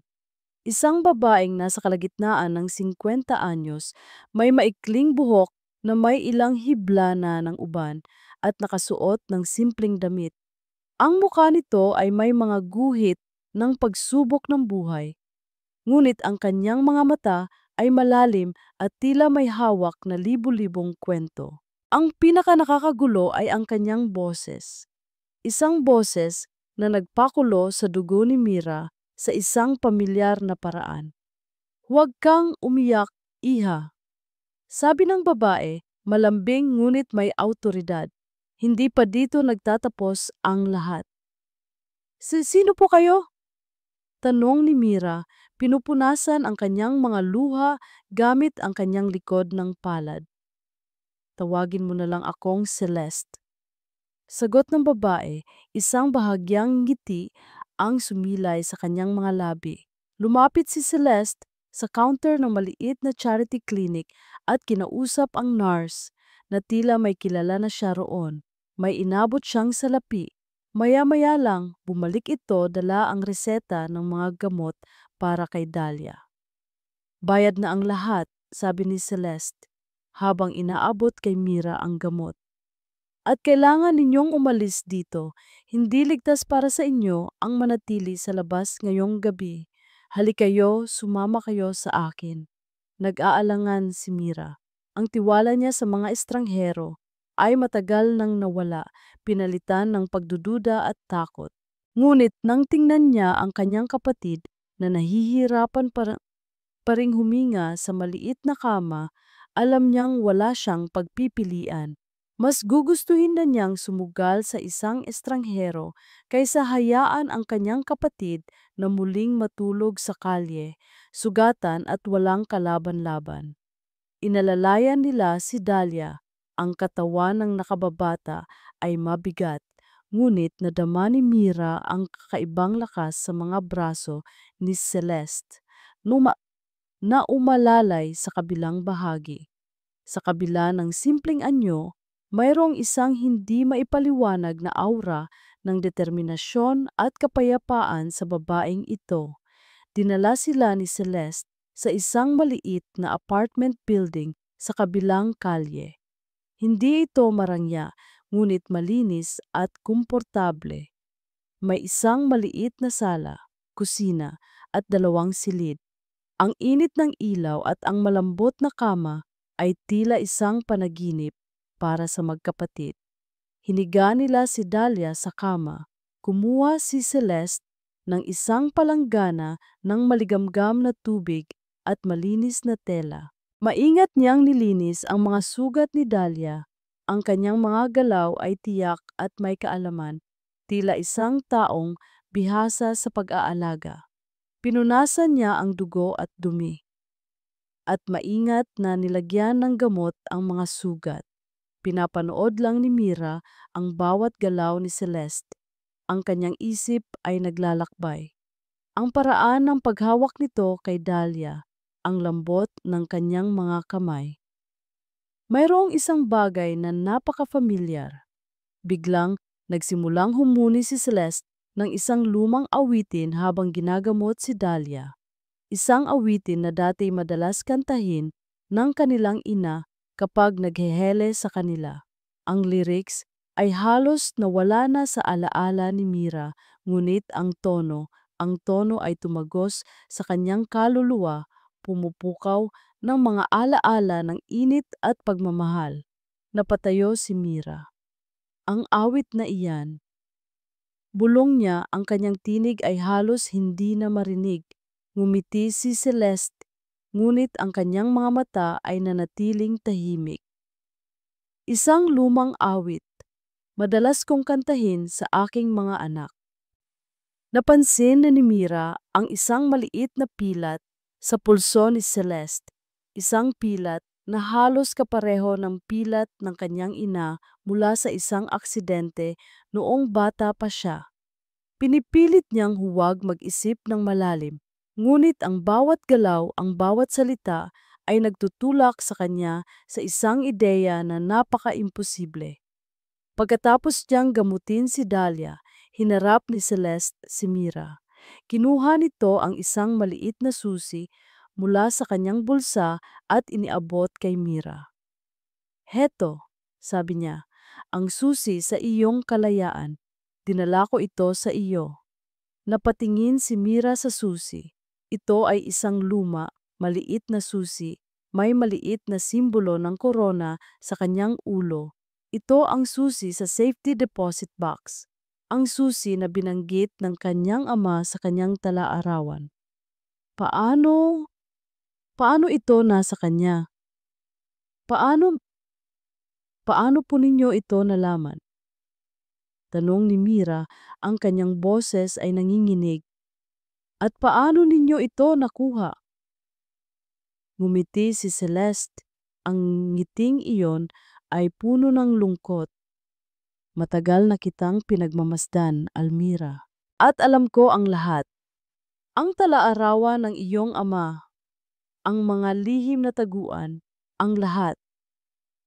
Bago pa makapagtanong muli si Mira, bumahing ng malakas si Dahlia at dahan-dahang nagmulat ng mata. Nahilo pa ito, ngunit nang maging malinaw ang kanyang paningin, napatingin siya sa babaeng nakatayo sa tabi ng kanyang ate. Tinitigan ni Dahlia si Celeste. Ang kanyang mga mata ay nanlaki. Ang kanyang muka ay nagpakita ng isang kakaibang halo ng pagkalito, takot at isang hindi maipaliwanag na pagkilala. "Inay," bulong ni Dahlia. Ang boses ay mahina at halos hindi na marinig. Ang babae, si Celeste, ay ngumiti. Isang ngiting puno ng kalungkutan, pagmamahal at luha. Ang kanyang mga mata ay nagniningning. Dahan-dahan inalis niya ang kanyang lumang salamin sa mata. Pagkatapos marahan niyang inalis ang manipis na tela na nakatali sa kanyang ulo, na nagbigay daan para bumagsak ang kanyang mahabang buhok. Ang kanyang mukha, walang pagkakamali. Ang mga mata, ang hugis ng kanyang ilong, ang kanyang ngiti, ang kanyang boses. "Ako nga, mga anak," sabi niya. Ang kanyang boses ay basag sa dami ng emosyon habang ang mga luha ay nagsimulang dumaloy sa kanyang mga pisngi. "Nagbalik na ako si Celestina, ang mama ninyo." Ang mga salitang binitawan ni Celestina ay parang kulog na yumanig sa pundasyon ng mundo ni Mira. "Mama," ang salitang iyon ay hindi isang tanong, kundi isang bulong na puno ng hindi makapaniwalang pagkilala. Lumapit si Mira Ang kanyang mga kamay ay nanginginig habang dahan-dahan niyang hinahaplos ang pisngi ng kanyang ina. Mainit. Totoo, hindi ito isang multo. Hindi ito isang panaginip. Pero, paano? Bulong ni Mira. Habang ang mga luhang kanina pa niya pinipigilan ay bumuhos na parang isang sirang dam. Patay ka na. Nakita namin ang libing. Sa kama si Dahlia ay pilit na bumabangon, hindi alintana ang sakit ng kanyang mga sugat. Inay, sabi niya, ang kanyang boses ay basag, puno ng sakit at pagkalito na naipon sa loob ng maraming taon. Niyakap sila ni Celestina, isang yakap na tila gustong punan ang lahat ng nawalang taon. Ang amoy ng kanyang ina, ang init ng kanyang yakap, ito ang bagay na hinahanap-hanap ni Mira sa bawat gabing umiiyak siya sa pagtulog. Ngayon, narito na. Totoo at nasa kanyang mga bisig. Nang maghiwa-hiwalay sila sa yakap, umupo si Celestina sa pagitan nilang dalawa sa kama. Hinawakan niya ang kanilang mga kamay. Ang kanyang mga mata ay naglalakbay sa pagitan ng kanyang dalawang anak na babae. Alam kong marami kayong tanong. Simula ni Celestina, ang kanyang boses ay mahinahon, ngunit may bigat ng mga taon ng pagtitiis. At sasagutin ko ang lahat. At doon, sa maliit na apartment na iyon, sa gitna ng gabi sa Quiapo, isinalaysay ni Celestina ang lahat. Matagal ko nang pinaghihinalaan si Matilda. Kwento niya, bago pa man magkasakit ang papa ninyo. Nakikita ko ang inggit sa kanyang mga mata sa tuwing tinitingnan niya ang ating pamilya. Nagsimula siyang maging malapit sa inyong ama sa paraan na hindi ko nagustuhan. Ngunit ang papa ninyo, masyadong mabuti ang kanyang puso. Hindi niya nakita ang kasamaan sa likod ng mga ngiti ni Matilda. Isinalaysay niya ang tungkol sa isang gabi, ilang buwan bago ang kanyang pagkamatay. Inabutan siya ni Matilda ng isang tsaa, sinasabing pampakalma raw ito, ngunit may kakaiba siyang nalasahan. Hindi niya ito ininom lahat, itinapon niya ang karamihan nito sa halamanan. Kinabukasan, ang halamang iyon ay natuyo at namatay. Doon ko nalaman, sabi ni Celestina, ang kanyang boses ay naging malamig. Sinusubukan niya akong lasunin, at kung gagawin niya iyon sa akin, gagawin din niya iyon sa inyong ama, at marahil sa inyo. Naramdaman niya na hindi siya mananalo sa isang direktang laban. Si Matilda ay tuso at may mga koneksyon na, kaya't gumawa siya ng isang desperadong plano. Sa tulong ng isang doktor na matalik na kaibigan ng kanyang pamilya at lubos niyang pinagkakatiwalaan, nagpanggap siyang nagkaroon ng biglaang atake sa puso. Ang doktor ang nag-asikaso ng lahat, ang death certificate, ang lahat ng papeles, ang kabaong na inilibing ay walang laman. Iyon ang pinakamasakit na desisyon na ginawa ko sa buong buhay ko. Sabi ni Celestina habang nangingilid ang kanyang mga luha. Ang iwanan kayo, ang panoorin kayo mula sa malayo habang umiiyak sa aking libingan. Ngunit alam kong iyon lang ang paraan para maprotektahan ko kayo sa huli. Pagkatapos ng kanyang pagkamatay, nagtago siya. Ginamit niya ang mga alahas na naipon niya at ang tulong ng ilang tapat na kaibigan para magsimula ng bagong buhay sa ilalim ng ibang pagkakakilanlan. Sa loob ng maraming taon, iyon ang ginawa niya. Nagmasid mula sa malayo at dahan-dahang nangalap ng ebidensya laban kay Matilda. Nalaman ko ang tungkol sa Veles Pharmaceuticals, sabi niya. Nalaman ko ang tungkol sa mga pekeng dokumento. Nakuha ko ang mga testimonya mula sa mga dating empleyado na tinakot at sinuhulan ni Matilda. Binuo ko ang kaso laban sa kanya, piraso bawat piraso. Nang mamatay ang kanilang ama, gusto na niyang lumabas. Ngunit alam niyang hindi pa sapat ang kanyang ebidensya. Kailangan niya ng isang bagay na matibay, isang bagay na direktang mag-uugnay kay Matilda sa krimen. Kailangan niya ang tala-arawan. Alam niyang isinulat ng kanyang asawa ang lahat ng hinala nito doon. Kaya't hinintay ko kayo, sabi niya, habang tinitingnan si Mira. Alam kong darating ang araw na babalikan ninyo iyon at hindi ako nagkamali. Ngayon, lahat ay nagkaroon ng saysay. Ang pagdating niya sa tamang oras, ang kaalaman niya sa tala-arawan at sa susi. Hindi ito pagkakataon. Ito ay isang plano na isinagawa sa loob ng maraming taon. Tumayo si Celestina at kinuha ang isang lumang leather briefcase mula sa ilalim ng kama. Binuksan niya ito. Sa loob, nakasalansan ang mga folder ng mga dokumento, mga litrato at mga USB drive. Narito ang lahat, sabi niya. Mga bank statement, mga medical records, mga recording ng pag-uusap. At ngayon, sa tulong ng tala-arawan ng papa ninyo, kumpleto na ang lahat. Kinuha niya ang susi na ibinigay niya kay Mira kanina. Bukas, pupunta tayo sa bangko. Bubuksan natin ang safety deposit box.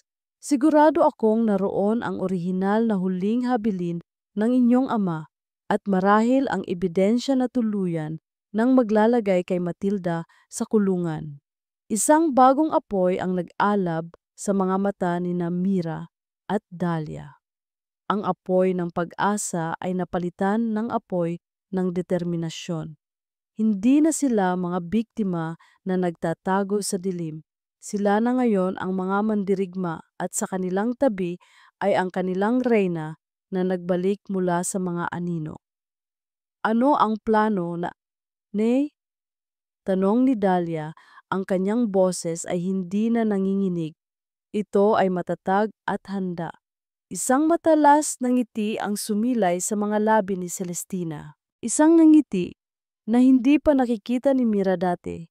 Isang ngiti ng isang babaeng naghintay ng matagal para sa kanyang hustisya. Si Matilda ay magdaraos ng isang malaking charity ball sa susunod na linggo para linisin ang pangalan niya mula sa mga chismis na ikinalat mo, sabi niya. Sabay kindat kay Dahlia. Iyon ang magiging entablado natin sa harap ng lahat ng mga elite, sa harap ng media, sa harap ng buong mundo. Ibabagsak natin siya. Ang ballroom ng isang Grand Hotel sa Makati ay kumikinang. Ang mga naglalakihang chandelier ay nagbibigay liwanag sa mga panauhing nakasuot ng kanilang pinakamamahaling mga gown at suit. Ang hangin ay puno ng amoy ng mamahaling pabango at ng tunog ng malamyos na musika mula sa isang orkestra. Ito ang Gabi ng Pag-asa, ang taunang charity ball na inorganisa ni Matilda Velez, na ngayong taon ay mas magarbo at mas pinag-usapan, lalo na't nagsisilbi itong kanyang paraan upang pabulaanan ang mga kumakalat na tsismis laban sa kanya. Mula sa isang madilim na sulok malapit sa service entrance, pinanood ni Dahlia ang lahat. Suot niya ang isang simpleng itim na bestida na ipinahiram sa kanya ng ina.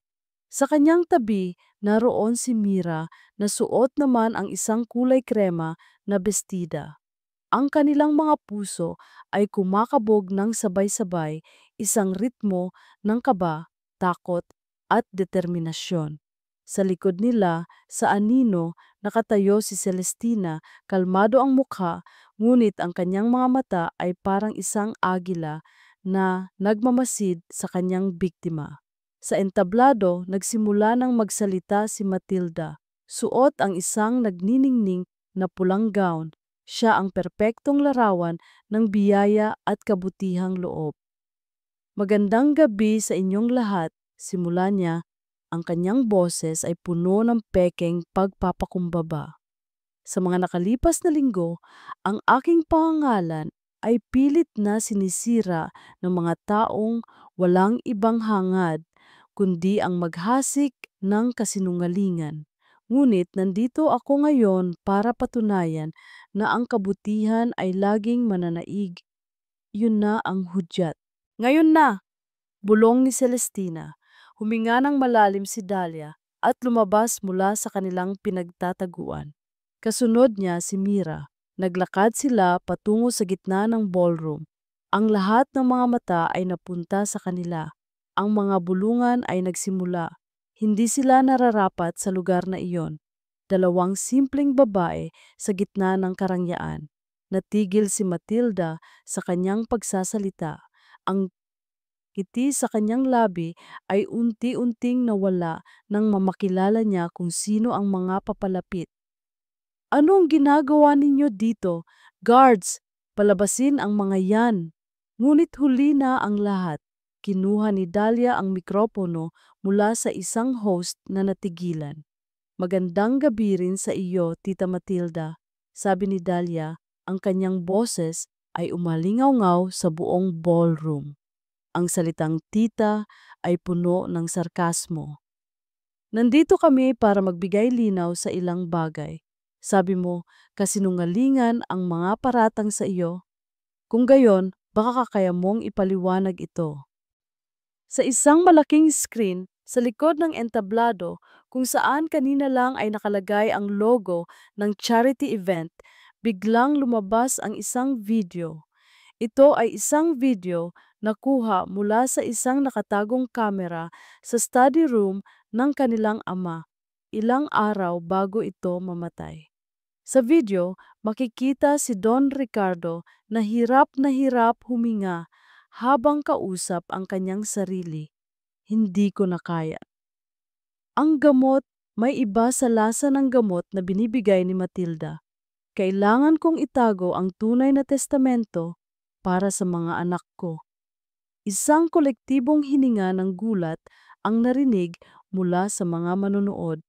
Si Matilda ay namutla. Peke yan! Gawa-gawa lang yan! Talaga ba? Sabi naman ni Mira na ngayon ay nasa tabi na ng kapatid hawak ang isang folder ng mga dokumento. Kung peke yan, paano mo ipapaliwanag ang mga bank transfer na ito? Milyon-milyong piso mula sa kumpanya ng aming ama patungo sa Veles Pharmaceuticals. Isang linggo bago siya mamatay. O baka naman gusto mong makita ang orihinal na huling habilin ng aming ama na nagsasabing ang lahat ng kanyang ari-arian ay para sa kanyang mga anak. Isang dokumentong nakuha namin mula sa kanyang safety deposit box na sinubukan mong itago. Ipinakita niya ang mga dokumento sa kamera na nagbo-broadcast ng event ng live. Ang mukha ni Matilda ay nagpapakita na ng purong takot. Nagkagulo na ang mga tao. Ang mga reporter ay nagsimulang mag-unahan papunta sa entablado. Tapos na ang kasinungalingan mo, Matilda, sigaw ni Dahlia. Hindi niyo ako masisira. Desperadong sigaw ni Matilda pabalik. Mga walang utang na loob, pagkatapos ko kayong ampunin. Ampunin? Isang boses ang pumutol sa lahat ng ingay. Isang boses na kalmado, malinaw at kilala ng lahat ng mga matatagal ng kasapi ng alta sosyedad. Lahat ay napalingon sa pinanggalingan ng boses. Mula sa anino, dahan-dahang lumabas si Celestina Reyes. Ang kanyang buhok ay nakapusod ng maayos. Suot ang isang simpleng pero eleganteng asul na bestida. Ang itsura niya ay mas matanda, ngunit walang duda, siya iyon. Ang buong ballroom ay natahimik. Ang tanging maririnig ay ang pag-click ng mga kamera. Ang mga panga ay nangalaglag. Si Matilda ay napaurong na para bang nakakita siya ng isang multo. Ang kanyang mukha ay hindi na lang maputla. Ito ay kulay abo. Celestina! Bulong niya hindi makapaniwala. Imposible, patay ka na. Hindi lahat ng gusto mong mamatay ay namamatay, Matilda. Sagot ni Celestina habang dahan-dahang umaakyat sa entablado. At hindi lahat ng kasinungalingan ay nagtatagal. Sinubukan mo akong patayin. Sinubukan mong nakawin ang buhay ng aking asawa. Kinuha mo ang lahat mula sa aking mga anak. Akala mo nagtagumpay ka. Tumayo siya sa pagitan ni Mira at Dahlia, hinawakan ang kanilang mga kamay.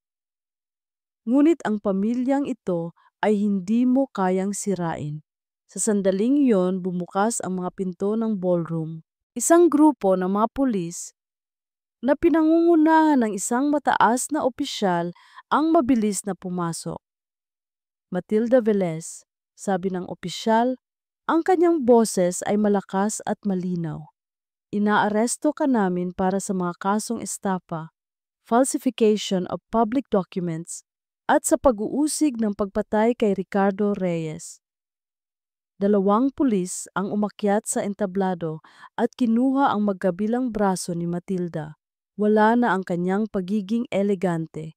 Nagpumiglas siya na parang isang hayop na nasukol. Hindi! Bitiwan niyo ako! Hindi totoo ang lahat ng yan. Isang malaking palabas lang ito. Sigaw niya habang kinakaladkad siya pababa ng entablado. Bago siya tuluyang mailabas, tumingin siya kay Celestina. Ang kanyang mga mata ay puno ng isang nakakakilabot na galit. Isang galit ng isang taong nawalan na ng lahat. Hindi pa ito tapos, Celestina. Tandaan mo yan. Hindi pa. Ang kanyang mga sigaw ay humina habang siya ay papalayo, hanggang sa ang tanging natira na lang ay ang nakabibinging katahimikan sa ballroom na sinundan ng isang malakas na pagputok ng mga flash ng kamera. Sa gitna ng lahat, sa entablado, magkayakap ang 3 babaeng Reyes. Ang hustisya pagkatapos ng mahabang panahon ay sa wakas ay dumating na. Makalipas ang 6 na buwan, ang ingay ng eskandalo ay unti-unti nang humupa. Ang pangalan ni Matilda Velez ay naging isang babala sa mga salon at mga business meeting. Isang kwento ng kasakiman na nauwi sa pagbagsak. Siya ay napatunayang nagkasala sa lahat ng mga kasong isinampa laban sa kanya at nahatulan ng habambuhay na pagkakakulong. Ang hustisya, bagamat mabagal, ay naging tiyak. Para kay Mira, ang pagbabalik sa kanilang mansyon sa Vigan ay hindi isang pagbabalik sa karangyaan. Ito ay isang pagbabalik sa tahanan. Nakatayo siya sa malawak na beranda, hawak ang isang mainit na tasa ng kape, pinapanood ang pagsikat ng araw sa malawak na hardin. Ang hangin ay sariwa at ang tanging maririnig ay ang huni ng mga ibon. Wala na ang bigat sa kanyang dibdib, ang takot na laging nakaamba. Napalitan ito ng isang payapang pakiramdam na matagal na niyang hindi naramdaman. Ang unang linggo nila sa bahay ay ginugol sa paglilinis. Hindi lang paglilinis ng alikabok, kundi paglilinis ng mga alaala ni Matilda. Inalis nila ang lahat ng mga bagong muebles na binili nito, ang mga kurtinang ipinalit nito, ang mga painting na isinabit nito sa pader. Pinalitan nila ito ng mga luma nilang gamit na nakuha nila mula sa warehouse, mga gamit na may kwento, mga gamit na may kaluluwa. Isang hapon, nakita niya si Dahlia sa hardin, hindi na nag-aalab sa galit, kundi abala sa pag-aalaga ng mga rosas na paborito ng kanilang ina. Ang karanasan nila sa Quiapo ay nag-iwan ng peklat kay Dahlia. Ngunit nag-iwan din ito ng isang uri ng katatagan. Natutunan niyang kontrolin ang kanyang init ng ulo na ang tunay na lakas ay hindi nasa pagsigaw o panununtok, kundi sa tahimik na pagtitiis at matalinong pagkilos. Ate, tawag sa kanya ni Dahlia, ngumingiti. Tulungan mo kaya ako dito, mukhang mas marunong pa sa akin ang mga uod na ito. Ngumiti si Mira at lumapit. Magkasama nilang inalagaan ang hardin. Ang kanilang mga tawa ay humahalo sa ihip ng hangin. Sila ay hindi na ang dating magkapatid. Ang isa ay sobrang maamo, ang isa ay sobrang palaban. Sila ngayon ay dalawang magkaibang bahagi ng isang buong pagkatao, nagpupuno sa kahinaan ng isa't isa. Kinabukasan, sabay-sabay silang tatlo na nagpunta sa sementeryo. Dala ang mga paboritong puting bulaklak ni Don Ricardo. Nilinis nila ang kanyang puntod. Papa, simula ni Celestina habang hinahaplos ang malamig na marmol. Patawarin mo ako kung natagalan. Pero ngayon, payapa ka na. Nakuha na natin ang hustisya para sa'yo. Walang nagsalita pagkatapos noon. Tahimik lang silang nakatayo, nagkakaintindihan sa katahimikan. Hindi na kailangan ng mga salita. Ang mahalaga ay magkakasama na ulit sila. Sa kanilang pag-uwi, isang desisyon ang binuo ni Celestina. Ipinatawag niya ang kanilang abogado. Gusto kong gamitin ang isang malaking bahagi ng kayamanan ng pamilya para magtayo ng isang foundation, sabi niya. Isang foundasyon na tutulong sa mga babae at mga bata na biktima ng pang-aabuso at inhustisya. Tatawagin natin itong Celestina Reyes Foundation, isang tahanan para sa pag-asa. Ang mga paghihirap na dinanas nila ay hindi dapat masayang. Gagawin nila itong isang instrumento para tulungan ang iba na nasa parehong sitwasyon. Ang kanilang sakit ay magiging lakas para sa iba.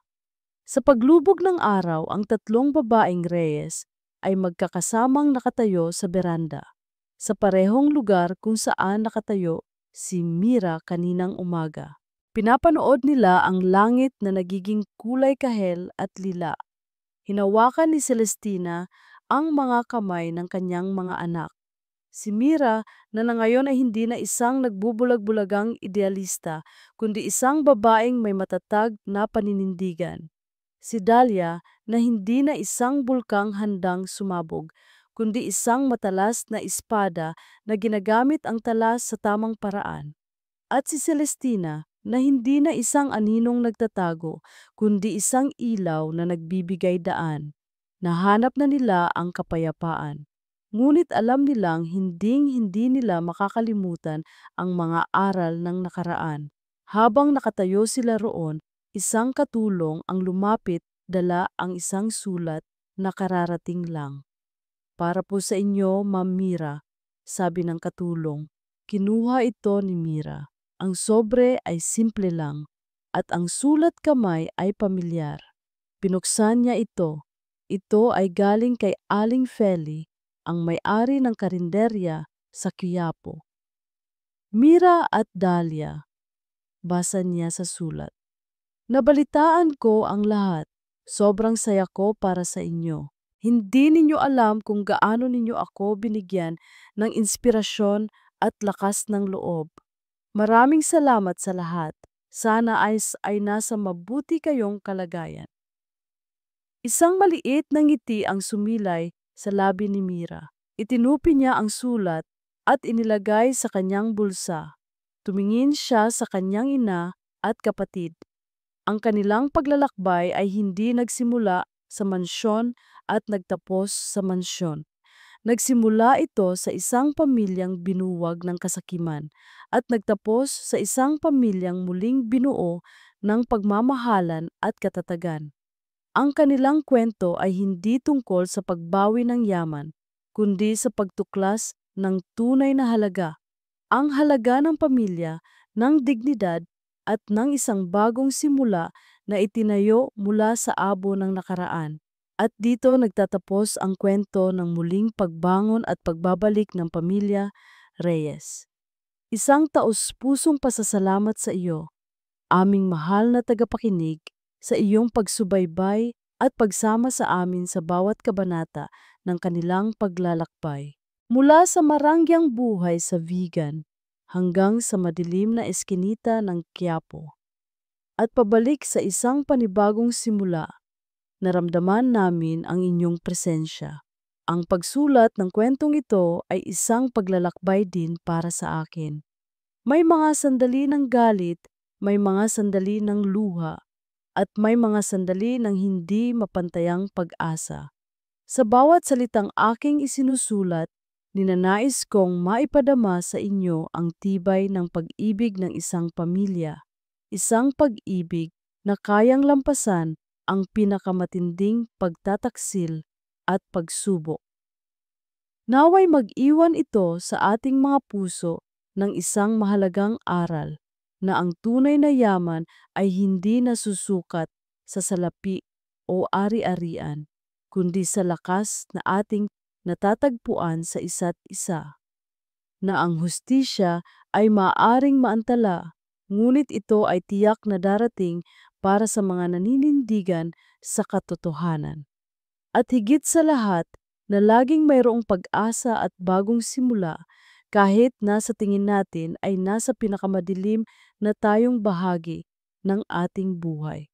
Maraming salamat sa iyong oras at sa iyong puso. Ang iyong pakikinig ang nagbibigay buhay sa aming mga kwento. Ano ang pinakapaborito mong bahagi?